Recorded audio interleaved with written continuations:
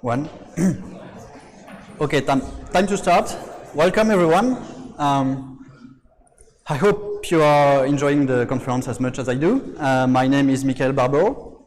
I work for the Eclipse Foundation. I work in the infrastructure team, but I'm also a platform UI committer.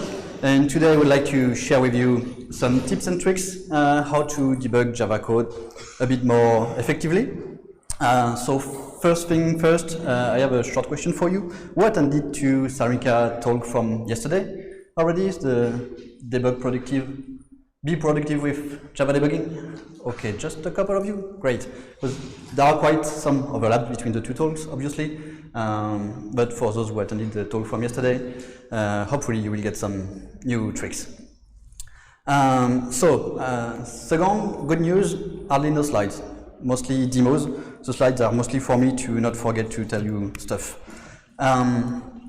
So the first thing that I would like to share with you is how you can customize the debug perspective. So who of you use the default layout of the debug perspective? So do not touch anything on the layout on the debug. Okay, so who customize it? Really? Really that much? Yeah? We'll see if you really customize it all the way you can do it.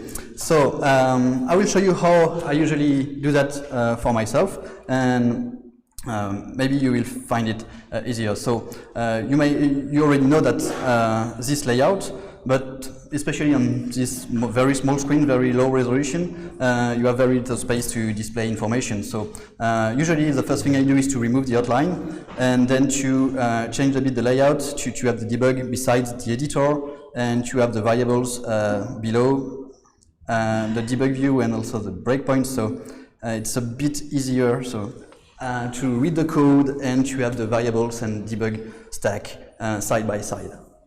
So this is great, quite easy to do. But other thing you can do is also to customize the menu and the toolbar of the debug perspective. So if you right click on the debug perspective icon on the top right corner, you can actually change the toolbar, the item visible in the toolbar. So usually when you debug, you don't need any file option, you don't need the user storage stuff, you don't need the setup stuff, and maybe you don't need the search stuff. So if you do that, you will see that your toolbar is already much cleaner and you have less stuff to see moving around when you change from one perspective to another. You can also customize the menu. So let's say that we just want the run menu and the project menu from here. So we can remove everything except the run and project one. And you see also that now the top menu are really clean. Just have what I need to debug. So this is right thing, but if you change workspaces or if you by mistake reset your perspective to 0 as it was before, you will lose this configuration. So what you can do is to actually save this debug perspective as your own one. So by clicking there, so I don't know how to click today, I can save this configuration on my own perspective, and now I'm pretty sure I'm sure to be able to find it back the exact same way, even if I by mistake reset the debug perspective to the default. Still, if you activated the switch to the debug perspective automatically, so let's start a debug session just for the purpose of the demonstration. If I debug this one, The first time you're asked to switch to the debug perspective, usually you will remember this decision, you don't want a pop-up every time, and you're not in your own debug perspective, you're in the default one. So changing to your own customized one can be a bit annoying to say. So you can change that. If you look in the preferences and search for the perspective in the run debug item, you can actually select that when I run a Java application with the JDT launcher in the debug mode, I want to actually use my own debug perspective and switch to my own debug perspective and not the default one. So now if I go back to my Java perspective and want to debug stuff, I automatically switch to my own customized one. So very handy and very helpful. I don't know if many of you have two screens at home, but what you can do is also to configure a new perspective to be open in a new window. So let me show you that. If I close the perspective,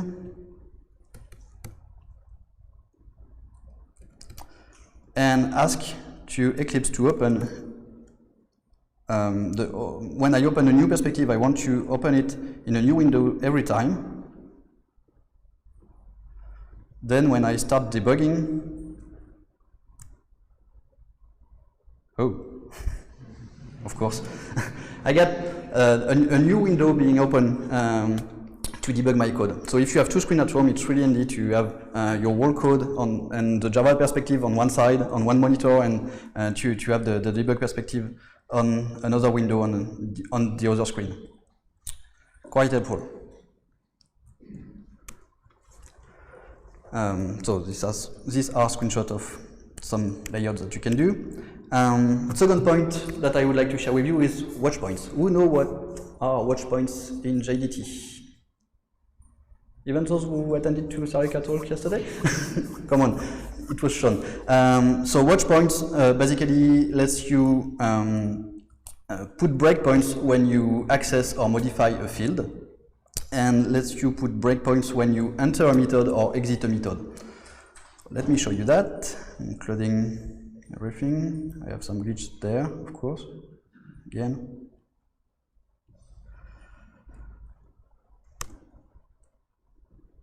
Maybe updating to the latest integration build yesterday was not a really good idea. Okay. So you can put some breakpoints on every field modification and field when you read some field values. But keep in mind that this has some effects on the performances. So if you put some breakpoint on the field there, you can see that the icon is a bit different. There are some glasses, I think. And you can see that in the breakpoint property, you can say that you want to stop every time you access the field or modify the field. So keep in mind about the performance issue, because usually this kind of stuff deactivates the JIT, if I'm not mistaken. So this has huge performance, but can be quite handy if you really need to track this thing. And another thing is that you can put a breakpoint on a method. So by default, it's only on the entry of the method, but in the properties, you can also say that you want to stop every time you exit a method. So let's see how it works. If I run that. Oh my gosh.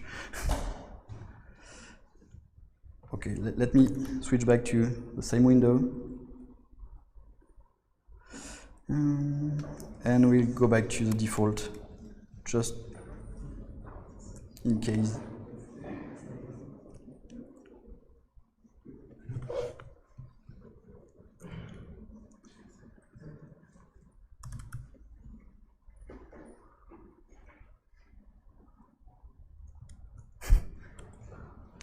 Okay, I need to close it from the main window. In the same. And this one shouldn't be.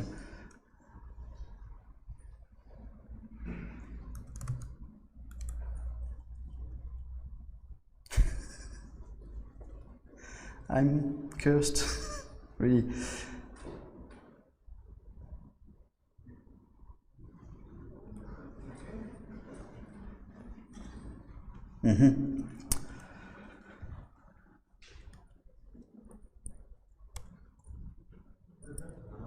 Okay, so let me start once again. So you can see that it's a photon integration build, and I had one job is to not update yesterday.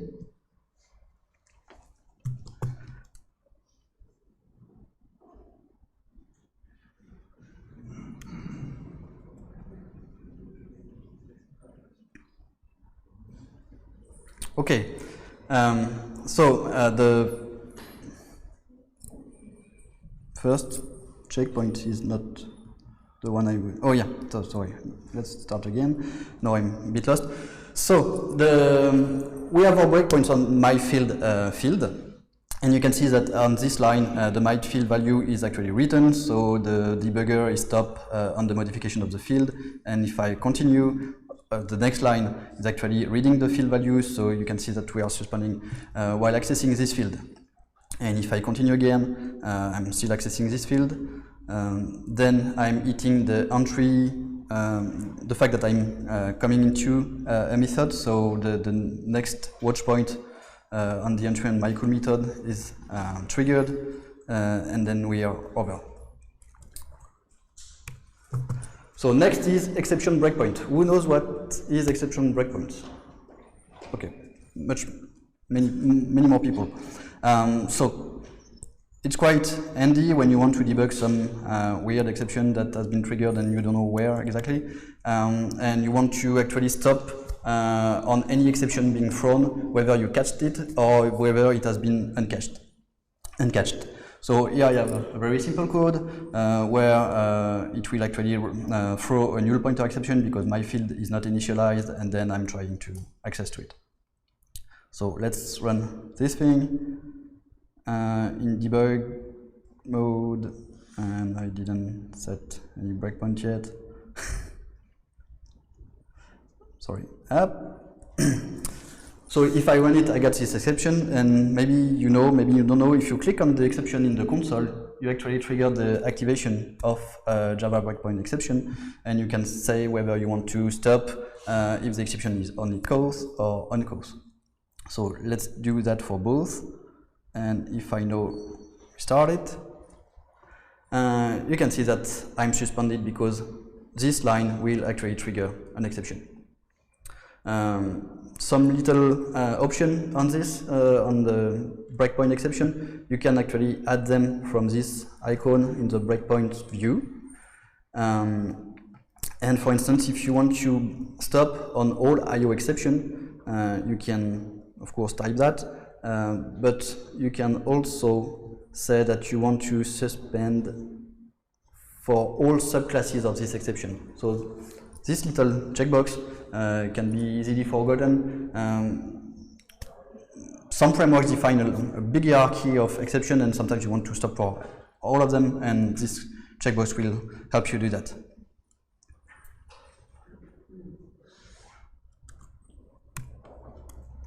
Okay, next, conditional breakpoints. Who know what is a conditional breakpoint? Okay, many of you, so I will go fast. Conditional breakpoints lets you define a breakpoint that will only stop if one condition is met. So here I have a code that wants to summarize a list of hexadecimal strings. So I want to set a breakpoint over here, and I want to see what is the value of a hex string when it starts, what is the integer value of an hex string when it starts with, let's say, 32. So I'm setting a breakpoint and then going to the breakpoint properties, and I'm adding a condition, and this condition is actually a very simple Boolean expression that you want to return, and you have access to all the variables from the context. So here I want to check that the strings actually start with, let's say, 32. And then if I start this code, In debug mode, you will see that I am stopping in this code only when my string actually starts with 32, and not in the other cases. It's very handy, but again, it has some impact on performances, so please don't do that in production code, only in your own development code. And one nice thing and one nice improvement from JDT this year is that if I continue, if I continue the debug session,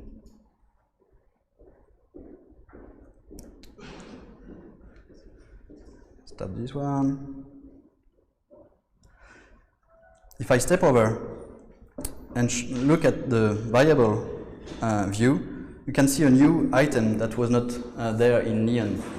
So since Oxygen, you now have the last value returned by the last method call always displayed in the variable view. So here, as we've stopped in this method for any string starting with 32, I can say that this string has actually been parsed as this integer. And it works for any method call. It's really, really handy and lifesaver. It's one reason to move to Neon, really.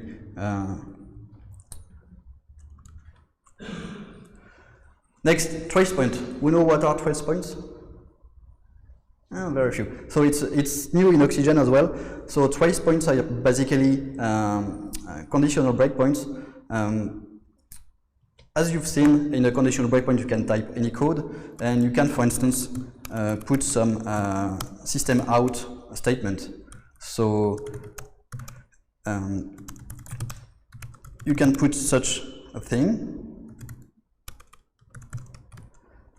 in a condition, and when you execute the code with the breakpoint, you can see the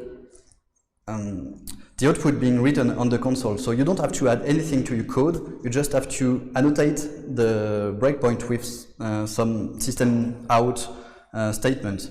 So it's quite handy, but pretty unknown. So what has been done in Oxygen is to add this as a real breakpoint property. So now if you define, if you are on the line and want to define some trace point in there, you just go to the run menu and you ask to toggle a trace point, and what it does for you, it's actually just creating a conditional breakpoint with a default system out, and you can of course customize it to output your debug values right in the console. So really handy, especially when you are debugging remotely some code where you cannot modify and out-reload the code automatically, but still want to print stuff on the console. And really, really handy. Trigger points. Who knows what are trigger points? Okay, very few of you.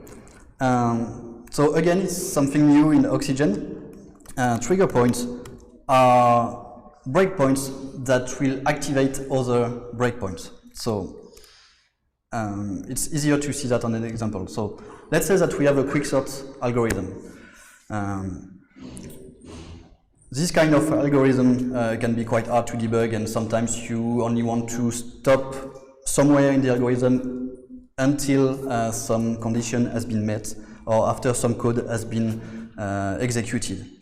And this is exactly the purpose of a trigger point. So let's say that I want to debug this loop here, the main loop, but only after the first swap between elements in the array has been executed. So I'm defining two breakpoints, and I will say that this breakpoint there, so the swap, will be a trigger point. So you either go to the breakpoint properties, activating the trigger point, or you can also do that right from the run menu and say that you toggle the, no, you can't do that from the run menu. No, you can do that from the breakpoint view there and say that this one is a trigger point. So what it will do is when I will run the code, obviously this breakpoint will be executed first, but the debugger won't stop in there because the other one has not been triggered yet. So if I run this code in debug mode, you can see that I didn't stop yet in there. I only stop here, and the next time I go on there, I will stop actually. So you can check that by seeing that the loop value, the loop integer actually not 0. It's not the first time I go inside my loop. It's really after the 6th iteration that I stopped. Question? Yep. How does it connect the trigger point to the breakpoint? So it's actually unscoped, so it's for all the breakpoints that you've defined in your workspaces. And what it does, it actually deactivates all the trigger breakpoints, deactivate all the non-trigger breakpoints. And as soon as one trigger breakpoint has been reached, it reactivates all the other ones. Correct me if I say wrong stuff. Yeah.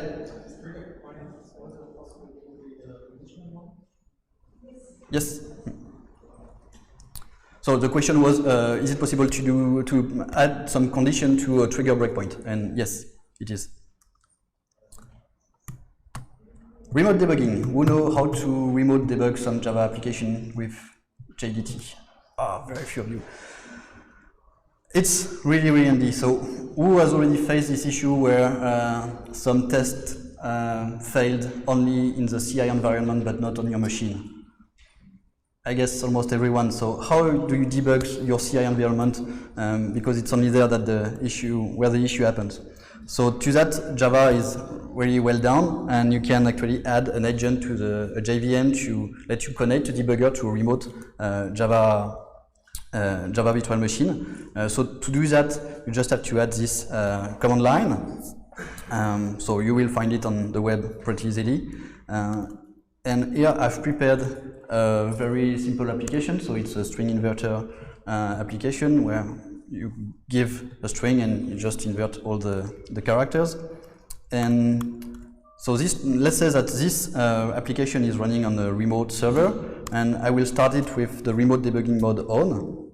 So you can see that I am waiting for a debugger to actually connect before starting the program, but I can say also to start the program and not wait for a debugger to connect. So that's a Java feature. And then I go back to my Eclipse environment, and I can define a remote Java application debugging configuration. So what it says is I want to connect to localhost. So this is the host where the application is running. The port is configured on the command line.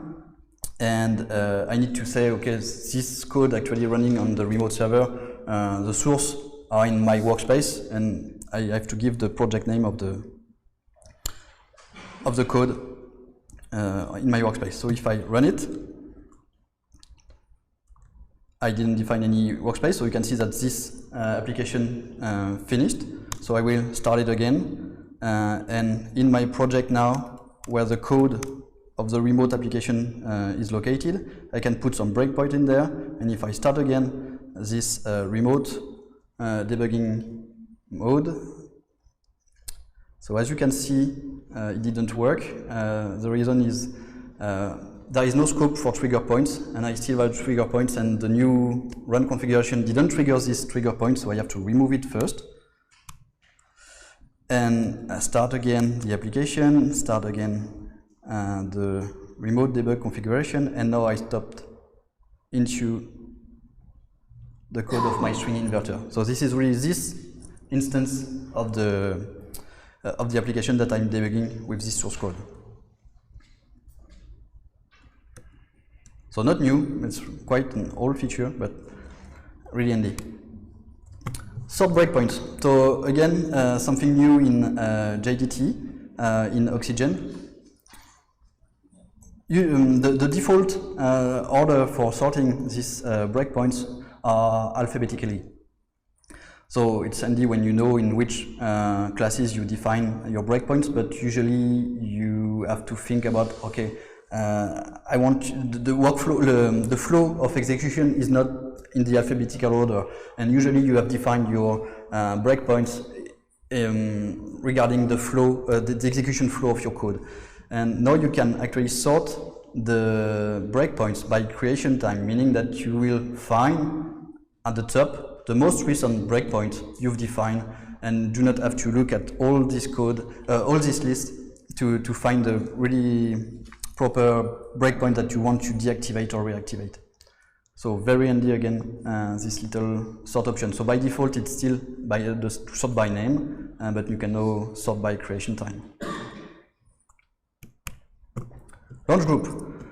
Again, something new in Oxygen. So who knows what are launch groups? Okay, very few. The user story for that is you want to debug some clients, and you need to start a server before being able to debug the client. And what you used to do is to, okay, I want to start the server, you wait for some time so the server actually starts. Okay, so now I know that I can debug my clients. So it can be quite repetitive and quite boring, so I will stop this one. Now with Eclipse Debug, you can now create some launch group. Launch group are just a group of run configuration that you've already defined. So here it refers to the launch configuration client and server. And the very nice thing is that you can add some condition after the launch of run configuration. So here I say that after the server has launched, do not do anything, wait for a regular expression to be output on the console. So here, if I don't see server started on the console, the clients won't start. So with you have plenty of conditions, you can wait for a delay or wait until it's actually terminated. But this regular expression stuff is really handy, and now if I debug this thing, you can see that the clients actually didn't start before the server said that it was started. Really helpful. Next is deadlock detection. Who knows that JDT can help you detect deadlocks in your code? Okay, again, something new for you then.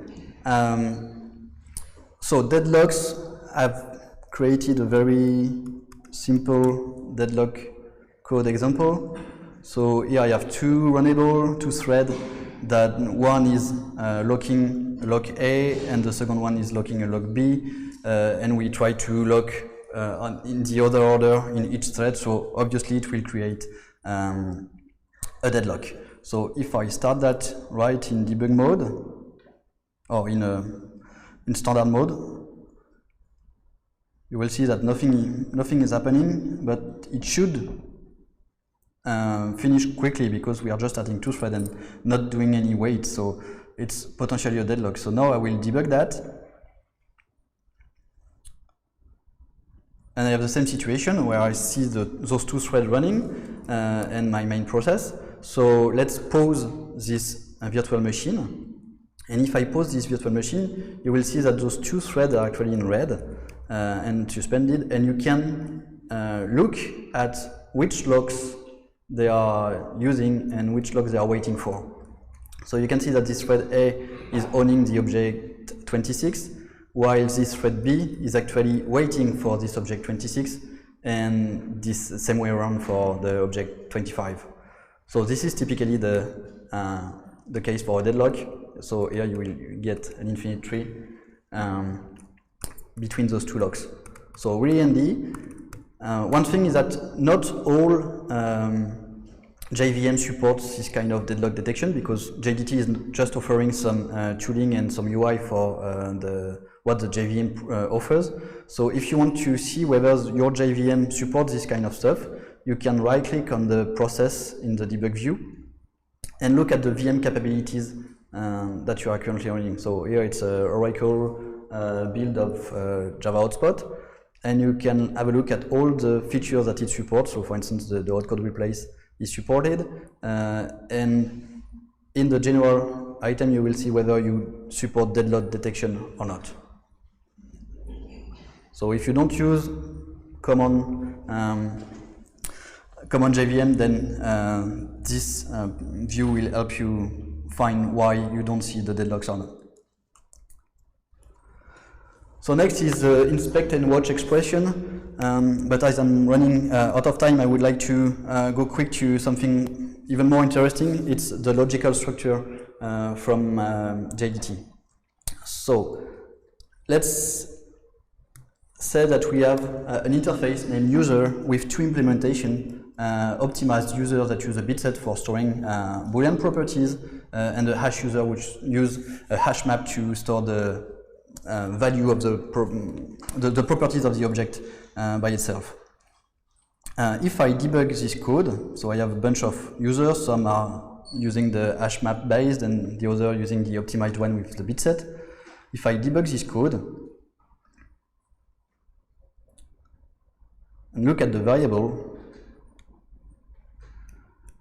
it can be quite hard to understand, to visualize the values of the properties, because I'm maybe not interested into the internal structure of the object, but only on the name and the fact that it's an employee or not, or the real properties of the object. And if I have two different implementations, even the internals are not the same. So here I use the hash map, and then we use you can see the Boolean properties, which is a bitset, and finding something in a bitset, not really handy. So something really helpful from JDT is to show the logical structure of an object. The logical structure will let you define what are the elements to be shown in the variable view for some instances. So here I've defined the logical structure for user, so on the interface type. And as you can see now, either if it's a hash user or an optimized user, you will always see the field, the real properties of the object in the variable view. So this option is not activated by default in Oxygen. It used to not be activated by default. And you can define your own logical structure right from the preferences. If you search for logical structure, and you can do that right from here. So it's quite simple. You just define the qualify name of the type on which you want to define a logical structure, and then for each value you want to display below, you define the name of the property and then the code that will be executed.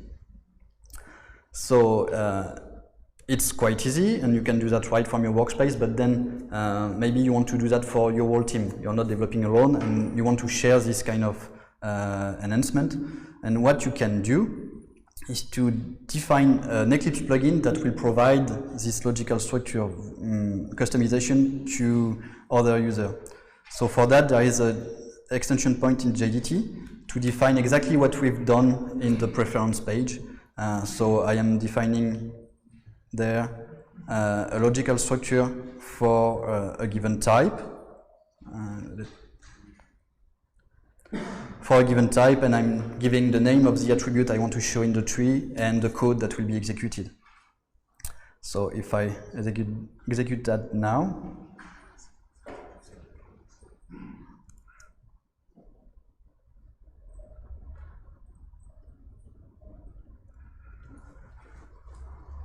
you will see that you will be able to debug your code exactly the same way with the same logical structure display in a full bundled Eclipse without having to go to the preferences and redo that again and again. So if I now go to the preferences and see logical structure, I will see that the same thing is defined, but if I look at the details there, it has been contributed from an extension point, and I cannot actually edit or remove it because it has been defined in a plugin that I've deployed inside my Eclipse. Do you have any question? May I have time for one question?